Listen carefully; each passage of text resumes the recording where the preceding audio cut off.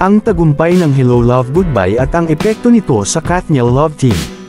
Sa industriya ng showbiz sa Pilipinas, ang tambalang Katniel nina Catherine Bernardo at Daniel Padilla ay isa sa pinakamatagumpay at minamahal ng mga tagahanga. Sa halos isang dekada, nasaksihan natin ang kanilang mga proyekto na palaging tumatabok sa takilya, maging sa telebisyon o pelikula.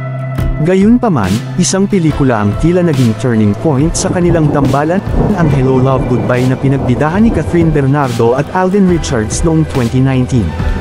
Ang Hello Love Goodbye ay isang blockbuster hit na umani ng mahigit 880 na milyong piso, at kinilala bilang highest-grossing Filipino film of all time. Sa direksyon ni Cathy Garcia Molina, tinalakay ng pelikula ang buhay ng mga overseas Filipino workers, OFW, sa Hong Kong at ang kanilang mga personal na hamon sa buhay at pag-ibig.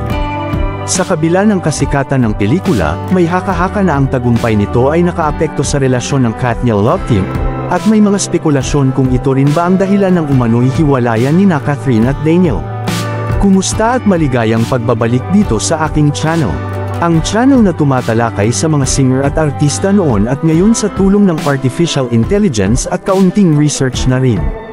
Kung bago ka pa lang sa aking channel, isang munting request mula sa inyong lingkod.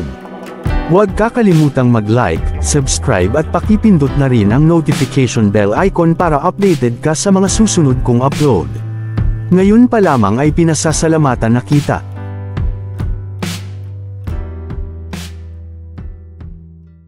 Ang paggawa ni Catherine ng Hello Love Goodbye kasama si Alden Richards ay isang malaking hakbang sa kanyang karera. Sa loob ng maraming taon, ang tambalan nila ni Daniel ay naging pundasyon ng kanyang tagumpay, kaya ang kanyang desisyon na magtrabaho kasama ang ibang aktor ay naging kontrobersyal. Sa kabila nito, pinuri si Catherine sa kanyang husay sa pagganap, at pinatunayan niyang kaya niyang magtagumpay sa labas ng Katniel Love Team. Samantala, may mga tagahanga ng Katniel na nagtanong kung ang desisyon ni Catherine na gumawa ng solo project ay senyales ng unti-unting paghina ng kanilang tambalan.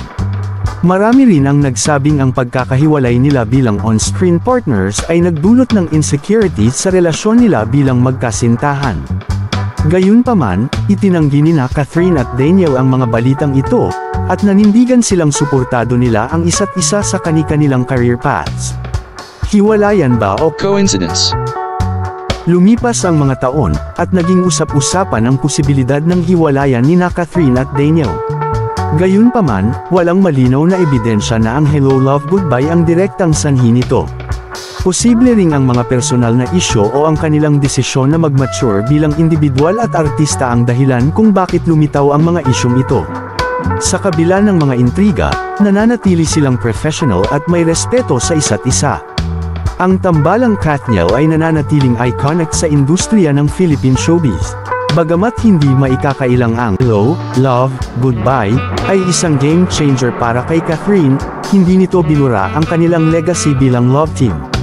Kung naghiwalay man sila sa totoong buhay o nanatiling magkasama, ang kanilang kontribusyon sa entertainment industry ay mananatili sa puso ng kanilang mga tagahanga. Ang tagumpay ng Hello Love Goodbye na kamakailan lang ay sinundan ng Hello Love Again na isa na muling tagumpay, ay maituturing na milestone hindi lamang para kay Catherine Bernardo kundi para na rin sa Philippine cinema. Gayunpaman, ang epekto nito sa Katniel Love Team at sa relasyon ni Catherine at Daniel ay maaaring isang bahagi lamang ng mas malawak na kwento ng kanilang personal at propesyonal na buhay. Sa huli, ang tunay na kasagutan ay nananatili sa kanila, habang patuloy nilang hinuhubog ang kanilang sariling mga landas sa industriya. Maraming salamat sa iyong pagtangkilik, huwag kakalimutang mag-like, subscribe at pakipindot na rin ang notification bell icon para updated ka sa mga bago kong content. Hanggang sa muli!